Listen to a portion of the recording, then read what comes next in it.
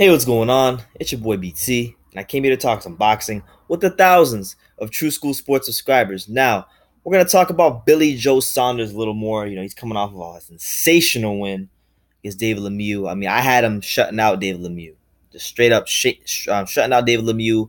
He went in there, he boxed smoothly, boxed smart, was showing himself to be very slick, counter punching, hurting Lemieux a couple times, and overall, man, he just dogged Lemieux out, punked him in his hometown. So for me, I thought probably the best performance of the fights I've seen of his, the best performance I've seen for sure. I don't know if it's the best of his career, but it's got to be up there. Um, After the fight, he called out Gennady Golovkin. He called out Triple G himself.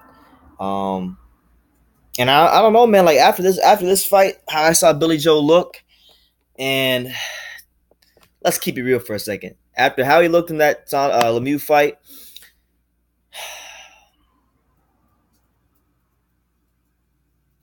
Gennady got to fight him next, man.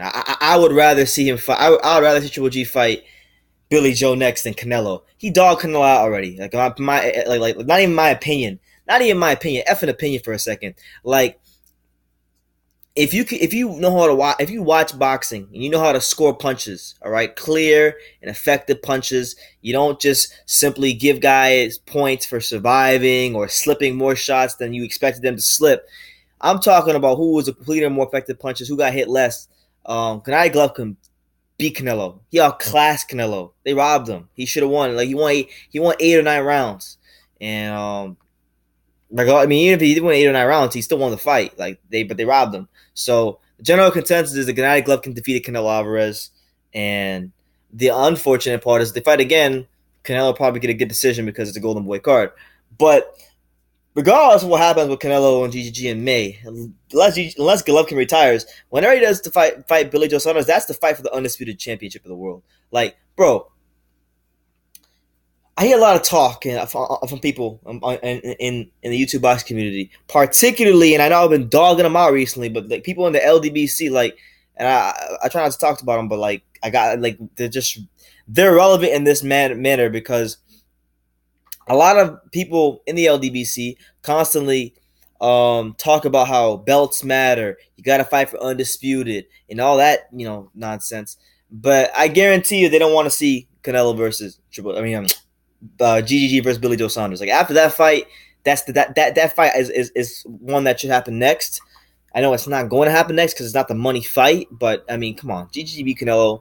He outclassed him. Canelo could have handled his pressure. He just sat there in survival mode all night, slipping punches, occasionally landing the decent counter punch, but he could have handled the pressure, and he'll probably get a gift in the next time they fight. So that's just what it is there. Billy Joe versus Gennady is the fight. That's the fight. Gennady beat Canelo. Gennady beat Jacobs. Gennady beat Lemieux. So with that being said, that Billy is the only one with a belt, with a strap, and Gennady's been gunning to become undisputed for years. Billy looked as great as he ever looked in the fight against Lemieux.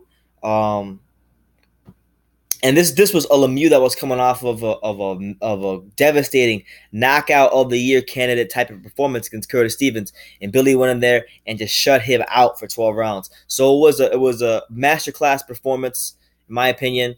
The dude won 12 rounds, didn't really get hurt by one of the most destructive punches in boxing, so that has to count for something. Only one other guy in boxing can claim that's fought Lemieux, and that's Gennady Golovkin. So you got to respect Billy Joe for what he did in the ring on that night.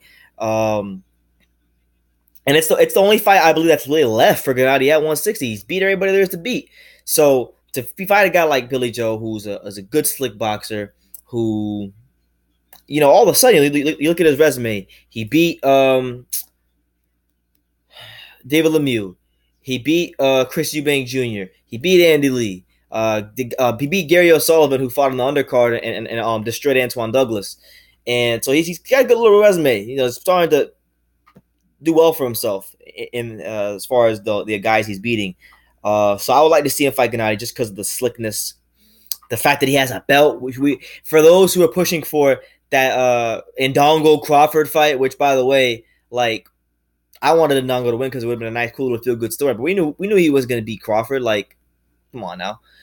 A lot of people are pushing for that, saying it's the most meaningful fight of the year. So if that was that was the most meaningful fight of 2017, then Billy Joe versus Canelo versus Triple G is the fight for undisputed that you should be pushing for, because that's pretty damn meaningful to have an undisputed middleweight champion of the world. And with the way Billy boxed, I don't think I really don't think he'd beat Gennady Golovkin. But I think now with the current with in his current form, it's a fight that I want to see, man. I think he's done a complete 180 from his Arthur Akavov performance, where he was coming off a long layoff, and he just looked sharp, man. He looked real sharp, and that to me that's a much more interesting fight. Gennady fighting a fighter that, for one, has really good boxing skills. Two, is very slick. Three, when in shape and active, has the endurance to go 12 rounds, something that Canelo will never have fighting a Golovkin, because he fights in spurts, and he put on too much muscle mass before he fought Golovkin. He's probably do it again this camp. I'll bet anything on it. So stylistically, Canelo will never be a good match for Gennady Golovkin. I don't. You can spin me all the BS of, oh well, he's a great counterpuncher and he's younger and Gennady's aging. Look, that Gennady that fought Canelo, as well as I thought he performed, he had, as far as his physical condition, like it was weird, because he had a physical condition to go to 12 rounds, but his punches weren't as sharp as they normally are. So, like, you fought one of the probably one of the worst versions of Golovkin, and he still schooled you. He still won rounds easily. He still outworked you. He still was a cleaner, more effective puncher. He still was the more defensively sound fighter during the night. And if you think otherwise, well, then quite frankly, you don't know a damn thing about boxing. So Canelo and GGG is not an interesting fight to me. It really isn't, because GGG showed what he was in that fight against Canelo.